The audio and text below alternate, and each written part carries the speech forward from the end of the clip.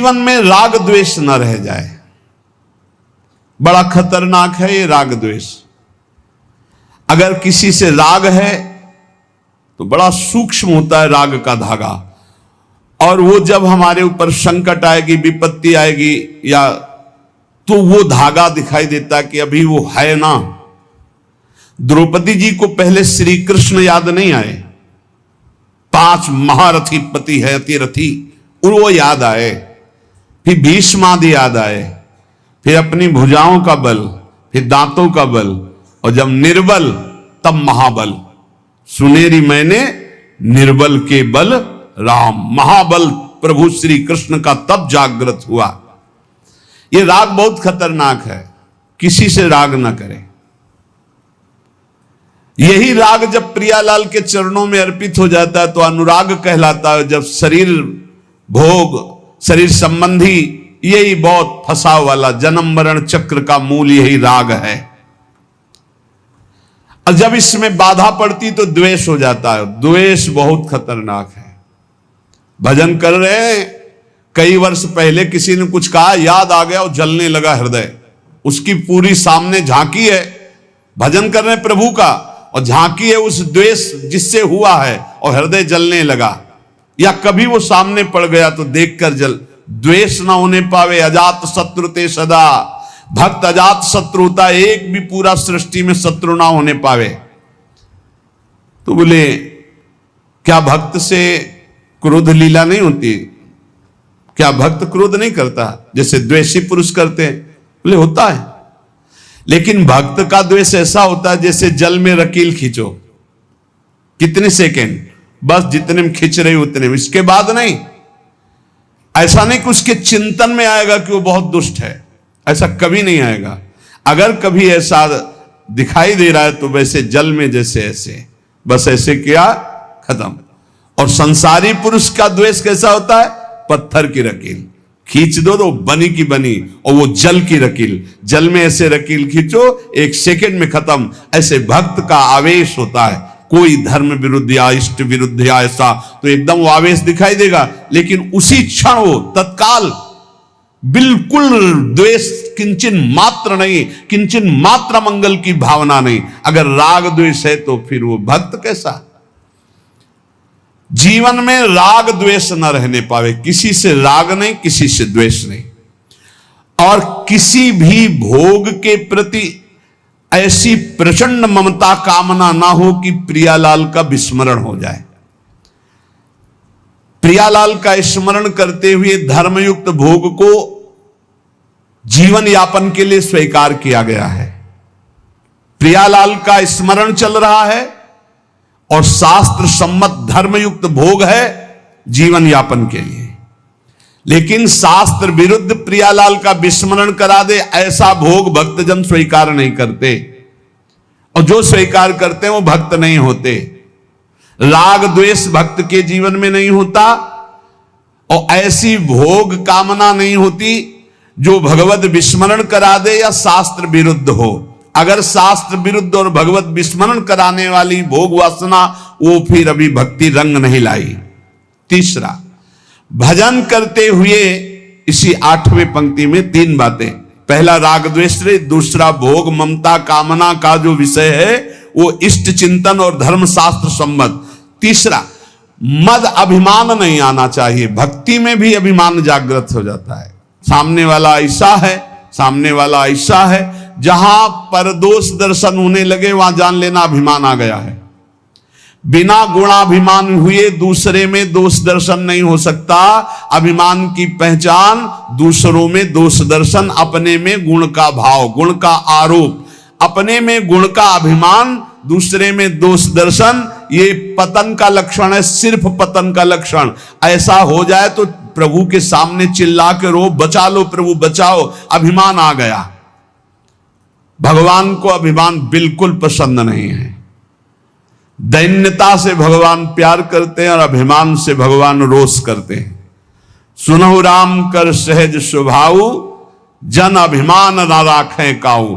अभिमान आ गया तो कोई होगी बहुत बड़ी विचित्र भयावनी लीला, इसलिए बचो। जहां अभिमान आवे तो रो प्रभु से, प्रभु दूर कर दो। भयावनी लीला करते हैं फिर वो जब अभिमान आ जाता है। देखो कैसी देवर्षि नारद जी के साथ की, कैसे गरुड़ जी परेशान हो गए। भक्त के हृदय में कभी अभिमान नहीं आना चाहिए। अभिमान की पहचान दूसरों में दोष दर्शन, अपने में गुण का आरोप। इसी 8वें सूत्र में चौथा, चाहे जो कुछ नष्ट हो जाए कभी शोक विषाद नहीं करना, रोना नहीं। भक्त है, परिवार का कोई पधार गया है तो कीर्तन कर रहा है, वो रोएगा नहीं। ये रोना केवल मोह ममता का क्षेत्र है और नहीं रोना चाहिए। जब अब गीता जी का पीछे व्याख्या चल रही थी तो जो रोज सुनते हैं उनको याद होगा, रोने वाले के आंसू और नाक लार सब उस जीवात्मा को पीना पड़ता है जो पधार गया है। कभी नहीं रोना चाहिए। उस समय नाम कीर्तन करना चाहिए, भगवत यश गुणगान करना चाहिए, उस जीवात्मा के मंगल के लिए भगवान का नाम जप करके देना चाहिए, रोना नहीं। कुछ भी नष्ट हो जाए, कोई भी मर जाए, शोक विषाद नहीं करना, रोना नहीं। ये भक्ति के मार्ग का विषय। मंजीरा उठाओ, सब मिलके कीर्तन करो और भगवान का यश गान करते हुए उनकी अंतिम यात्रा। भक्तों की तो मृत्यु भी महोत्सव होती है। संसारी लोगों के लिए छाती पीटते हैं लोग, उनके मरे हुए व्यक्ति की छाती में नहीं, ऐसे पीटते हैं, ऐसे पीटते हैं। और जब वो पीट के रो रहे हो घर वाले, तब पूछना कि तुम क्यों रो रहे हो, तब असलियत पता चलती। वो रो नहीं रहा उसके लिए कि इसलिए रो रहा है, वो अपने लिए रो रहा है कि हम जो चाहा अपने लिए, बस अपनी कामना की पूर्ति के लिए। भक्त को कभी ऐसा नहीं करना। कोई पधार गया बहुत गंभीर, कोई रोए तो डांट देना चाहिए, चुप शांत, शांत नहीं रोना। उस जीव को क्यों अब कष्ट देना।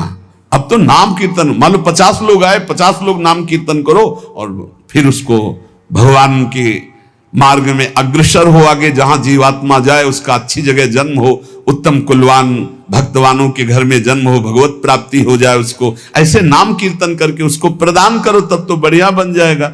ये सब बैठे बैठे वो इधर उधर की बातें उच्चारण करके रोना, ये सब कुछ भी नष्ट हो जाए। भक्त के आंसू सिर्फ भगवान के लिए गिरते, ध्यान रखना। भक्त की आंसू रूपी धरोहर सिर्फ भगवान के लिए काट दिया जाए तो भी आंसू नहीं गिरेंगे। भगवान के लिए ही आंसू गिरने चाहिए। शोक विषाद नहीं होना चाहिए। कुछ भी नष्ट हो जाए, क्यों नहीं होना चाहिए। हमारी तो सब जीवन था, ये नष्ट हो गया। जिसने एक क्षण में अनंत ब्रह्मांडों का सृजन कर दिया वो मेरा स्वामी है। वो चाहेगा तो हर व्यवस्था हो जाएगी, हर व्यवस्था। और हम आपसे सच्ची कहते हैं, भक्त का जो कुछ नष्ट होता है अच्छा होने के लिए होता है, पक्का समझना। नामदेव जी की कुटिया में आग लगी तो सब अच्छा ही अच्छा हो गया, नहीं हुआ। कहीं भी कुछ भी, भक्त का अगर कहीं भी कुछ भी हानि होगी, तुम निष्ठा से रहना, सब बढ़िया ही होगा। आप देख लेना, परिणाम में देख लेना। शोक किस बात का। कोई नई व्यवस्था किया है मालिक ने, इसीलिए पुराने को आग लगवा दी है, या पुराना नष्ट हो गया, कोई नई व्यवस्था की। भगवान की ताकत नहीं कि वो अमंगल कर दे। किसी ने कहा हमारा मन भगवान में ना लगा हो और हम फिर भोग लगाएं, सेवा करें तो भगवान स्वीकार कर लेंगे। कहां, वो बड़े कृपालु हैं। अरे पूरे समय मन नहीं लगा, लेकिन आपने कहीं ना कहीं मन में तो ये बनाया था कि भगवान को हम भोग लगा ले जा रहे हैं। इतनी भी ना तो श्रद्धा थी पाई भर, ना कोई भगवान से अपनापन था। स्तनों में जहर लगाया था भगवान को मारने के लिए, और भगवान ने फल दिया यशोदा मैया को जो मिलता है। ऐसे तो हमारे कृपालु भगवान है। तुम दूध का भोग लगाने सही में जा रहे हो, अब मन लगे चाहे न लगे तुम्हें फल तो मिलेगा ही। ये संशय मत करो, हमारे भगवान पर बड़े कृपालु हैं। शोक विषाद का विषय भक्त का नहीं होता। किसी के मर जाने पर, या किसी के नष्ट हो जाने पर, या किसी के छूट जाने पर। अमुक ने हमको छोड़ दिया, बड़ी कृपा की, क्यों। अब हमारा सहयोगी मित्र कौन होगा, भगवान, पक्का समझो। अगर हम किसी से अपनापन करते हैं तो सिर्फ भगवान के भाव से करते हैं। मेरे प्रभु आप इस हृदय मंदिर में बैठे, इसलिए मैं आप बस, और कोई संबंध नहीं, केवल एकमात्र प्रभु ही, वही है। उसी रूप कितने हैं लेकिन स्वरूप एक ही है, सब में वही हमारे युगल सरकार विराजमान है। और इसमें पांचवी बात, 8वें सूत्र में पांचवी बात, कभी भय और संदेह न करना, कभी भय न करना। किसी की किसी भी तरह से प्रतिकूलता देने पर डरो मत, तुम्हारे रक्षक भगवान हैं। बोले हमारी तो प्रिया जो है नील कमल हाथ में लिए हुए हैं, अब ना तो तलवार है ना गदा है, कैसे रक्षा करेंगे? तो जो ये सब बड़े बड़े दिव्यास्त्र हैं जो जानने वाले हैं, तो 19 चरण चिन्ह प्रिया और लाल 19 चरण चिन्ह है। ये चरण चिन्ह अपने भक्त जनों की रक्षा के लिए, इन्हीं में सुदर्शन चक्र, इन्हीं में कौमोदकी गदा, इन्हीं में सब कुछ विराजमान है। भक्त की रक्षा के लिए प्यारी जो की चरण चिन्ह बलवान। वृंदावन दास चाचा जी ने बड़ी महिमा चरण चिन्हों की वर्णन की, कभी अवसर आएगा तो सुनाएंगे। हमें भय नहीं करना और हमें संदेह नहीं करना, पता नहीं भगवान ऐसा करे कि ना करे, पता नहीं प्रिया जो आगे ऐसा संभाले कि ना संभाले। भजन तो करते हैं, पता नहीं भगवत प्राप्ति होगी कि नहीं। अरे इधर भोग भी नहीं भोग रहे हो, इधर भजन भी कर रहे हो, प्रियालाल मिले कि ना मिले, पता नहीं ये भजन सही है कि नहीं सही, इस मंत्र से काम होगा कि नहीं होगा, ये जो नाम कह रहे राधा नाम, इस नाम से होगा कि नहीं होगा। संदेह न करे, संशय न करे। देखो राधा नाम तो वृंदावन में व्याप्त है और हमारे रस ग्रंथों में व्याप्त है। संदेह शब्द नहीं होना चाहिए उपासना में। जो गुरु ने उपासना दी उसमें संदेह नहीं होना चाहिए। और पांचवा, इस 8वें सूत्र में पांचवा, असूया, दूसरों के गुणों में दोष देखना, चुगली करना और ईर्ष्या, इनसे बहुत दूर रहना चाहिए उपासक को। ईर्ष्या बहुत बुरी है। कंचन तजना सहज है, सहज तिया का नेह, मान बड़ाई ईर्ष्या दुर्लभ तजनाए। ईर्ष्या बहुत बुरी है, मतलब ये जलाती रहती है हृदय में, ये बहुत बड़ी आग है। एक जिससे ईर्ष्या उसको प्रणाम करो उससे नष्ट हो जाएगी। इसके नष्ट करने का उपाय एक ही है, जिससे ईर्ष्या उसको बार बार प्रणाम करो, बार बार। और वो तुम्हें कितना भी कड़ुआ बोले तुम बुरा मत मानना, तो तुम्हारी ईर्ष्या नष्ट हो जाएगी। नहीं, ईर्ष्या बेमतलब जलाती रहती है। और किसी के गुणों में दोष न देखे, किसी की चुगली न करे। सुनो, ऐसे से कुछ लोगों का स्वभाव होता है, उनका भोजन ही नहीं पचेगा जब तक दो चार की बुराई नहीं कर लेंगे। सुना तुमने? ऐसे से ऐसा नहीं, हमने तो नहीं। अरे मतलब ऐसे गूढ़ विषय की चर्चा मानो ब्रह्म साक्षात्कार करा देंगे। ऐसे लोगों से बचना चाहिए जो दूसरों की निंदा चुगली करते हैं। निंदा चुगली करने वालों को ऐसा लगता है जैसे चक्रवर्ती सम्राट पद में बैठाल दिए जाएंगे, जब दो चार उनको मिल जाए सुनने वाले। फिर जैसे कोई भगवत प्रेमी महात्मा खूब सरस भगवान की चर्चा करे, ऐसे ये द्वेषी जन होते हैं। ये निंदा बहुत संभाल संभाल करके, कहीं भी चूक ना होने पावे, पूरी निंदा। तो ऐसे लोगों से बचे। चुगली करना, दूसरे के गुणों में दोष देखना और ईर्ष्या करना। भगवदानंद का जो तारतम्य वर्णन करते हैं शास्त्र हमारे, पहली बात तो ये कहते हैं कि कोई भी कुछ भी करता है तो अपने सुख के लिए करता है।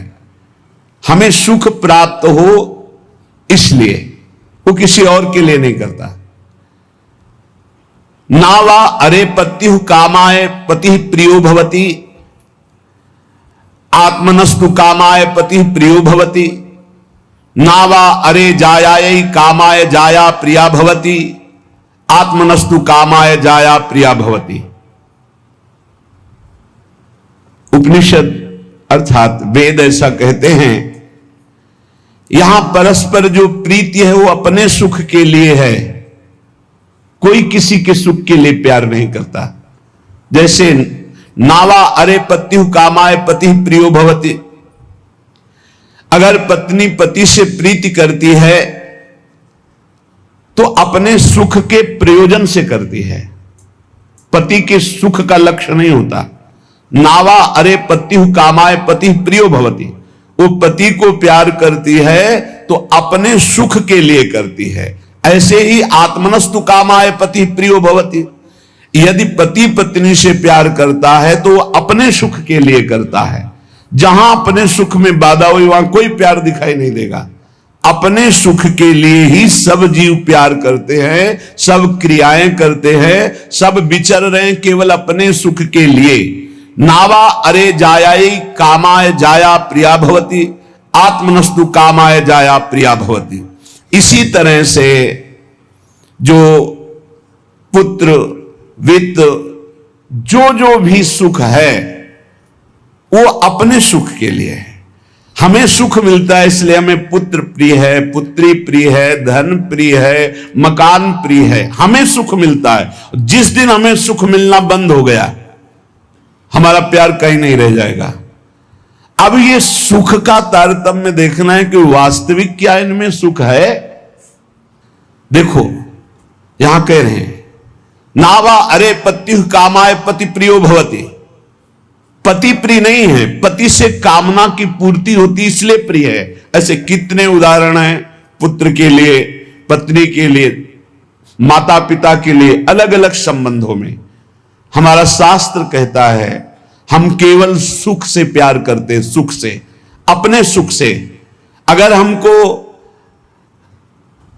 दुख का संबंध दिखाई देने लगे तो सब संबंध छोड़ दें, और सुख है नहीं, केवल सुख की छाया में फंसा करके ये माया हमें बांधे हुए है। जिसे तुम सुख समझते हो ये सुख नहीं, सुख की छाया है, समझ पड़ती नहीं, ये गिरधर की माया है। जैसे किसी व्यक्ति की छाया को पकड़ने चलो कभी पकड़ में नहीं आएगा, क्योंकि वो व्यक्ति की छाया है। तो ये सुख की छाया सी दिखाई देती मृत्यु लोक में या ब्रह्मा के द्वारा रचे हुए अन्य लोकों में। सुख तो सुख सिंधु भगवान के नाम रूप लीला धाम में है। इस सुख का तारतम्य वर्णन करते हुए कहते हैं कि सबसे बड़ा सुख जो आनंद सिंधु सुख राशि, सीकर तय त्रैलोक सुपासी। सीकर कहते हैं एक बूंद जैसे ऐसे मारो उसमें जो छोटे कण निकलते हैं उसे सीकर कहते हैं। आनंद समुद्र भगवान के एक बिंदु के, एक सीकर के सुख से पूरा त्रिभुवन सुपास, पूरा त्रिभुवन सुखी हो रहा है।